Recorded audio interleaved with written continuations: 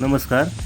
आज आपण लाल जास्वंद, ज्याचं बॉटनिकल नेम हिबिस्कस आहे, त्याविषयी थोडी माहिती पाहूया. जास्वंदाचा उपयोग त्वचेवरील समस्या कमी करण्यासाठी, त्वचेवरील डाग जाण्यासाठी वापर केला जातो.